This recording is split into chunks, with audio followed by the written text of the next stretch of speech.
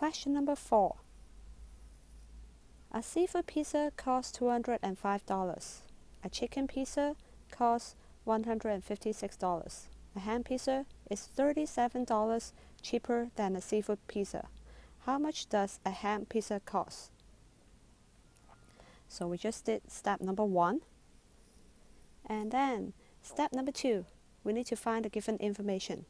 But this question is actually a bit more complicated than the previous ones. So we need to find out if all the information provided to us is relevant to us. So the information that is relevant, that we need to work on our problem, is the price of a seafood pizza.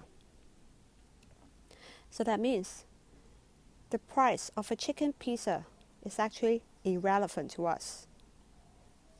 So I'll cross that off for the time being so you won't get confused.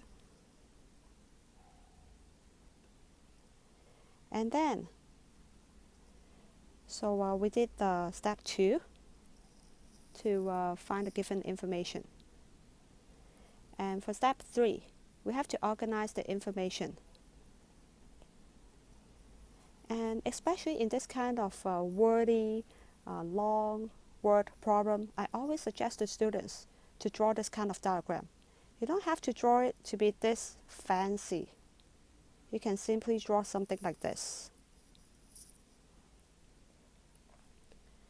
So then you can eliminate the information that you don't need. You can put those away.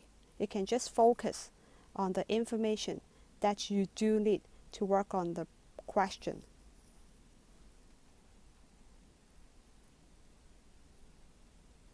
And then we'll write the expression. And step 4 is to do the calculation. So once again, we can always check our answer by adding these two numbers to see if they add up to 205. Question number 5. The shop sold 314 plates of pasta today. It sold 45 more plates of pasta than rice. How many plates of rice did the shop sell today? So we did step 1. And step 2, we need to find the given information. So we know we have 340 plates of pasta, and then we have 45 more plates of pasta than rice. Some students may have difficulties in solving problems that involve the comparison of two numbers. They may think any problems with more than should be solved by addition, but this is not always the case.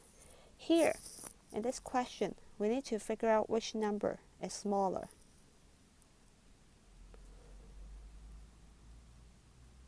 So the shop sold fewer plates of rice than pasta. And once again, we can use this kind of diagram to show the information. And we know that we have 45 more plates of pasta. In other words, we have 45 fewer plates of rice. So you can always draw a simpler version of the diagram. So we need to find out the number of plates of rice. That means we need to subtract 45 from 314. So we did step 3. And step 4, we need to do the calculation. So we can always check our answer with step 5. And the answer is the shop sold 269 plates of rice today. So students, please pause the video and do the classwork by yourself. I've already drawn the diagram for you, so it will make it easier for you to understand the question. I'll show you the answers in 2 seconds.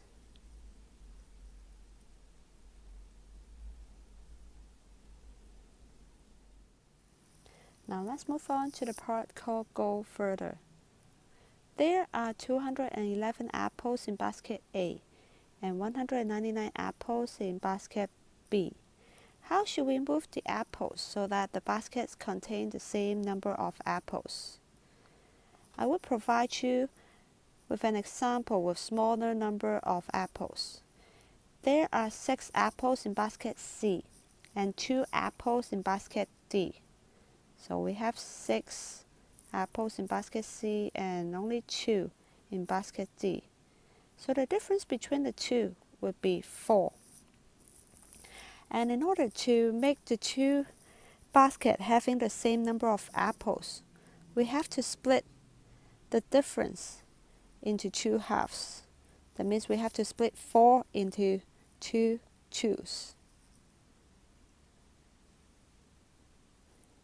And then we'll move half of the extra apples from basket C to basket D. Then the two baskets contain the same number of apples. So we'll move 2 apples from basket C to basket D. So right now, basket C would have 4 apples right now, and so as basket D. Now we'll go back to the original question. So basket A has 211 apples and then basket B has 199 apples. And the difference between the number of apples in basket A and B is 12. So half of 12 is 6. So we have 1 6 and then the other 6. And then we'll move 6 apples from basket A to basket B. And after moving the 6 apples from A to B, right now the number of apples in both baskets are the same. So 211 minus 6 equals to 205, and also 199 plus 6 equals to 205. So the homework for today, we have workbook 2C page 3 to 4, and we have textbook 2C page 17 exercise 2, and you can do the question number 1 to 8 on the textbook. So page 3, the top part, question number 1 to 4, you have to estimate mentally to find the approximate answer. So I'll do question number 1 for you. 520 is close to 500 and 114 is close to 100. So 500 minus 100, we have 400, and we'll write 400 as the answer. That means 520 minus 114 is approximately equal to 400. And question number 5 and 6, after doing the subtraction problem, you take the answer up here and then you add 210 to the answer and see if you get 390 as the answer. If you get it, then that means you have done the subtraction problem correctly. And for question 7 to 10, you simply have to do the actual calculation, so no more estimation here. And number 12, Joe draws 2 number cards. If the difference between the 2 numbers he guesses 125, he'll get a prize. Which 2 numbers below should Joe draw to get the prize? So I'll just take the first 2 to show you as an example. So the word difference means we have to do a subtraction problem. So we'll take 435 because it's the larger number, so we'll put it up here, and then the smaller number we'll put it down here. So 435 minus 185, 5 minus 5 0, 3 smaller than 8, so we'll have to borrow 1 from the hundreds place, so becomes a 3 in the hundreds place, so make it 13. 13 minus 8 we have 5, so 3 minus 1 we have 2, so 250, which is not 125. That means we'll need to draw another 2 cards and subtract the smaller number from the larger number and try to see if the answer is 125.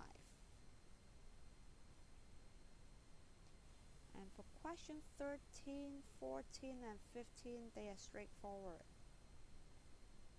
But for question 16, I would like to go over with you. David had 480 stamps. He gave 254 stamps to John. Now John has 527 stamps. How many stamps did John have originally? So I've drawn this diagram for you. David had 480 stamps, and then he gave 254 to John. And for John, after receiving the 254 stamps from David, he now has 527 stamps altogether, and this number is what we want to find out. So we'll have to take 527 minus 254 in order to find out the number of stamps that John has originally.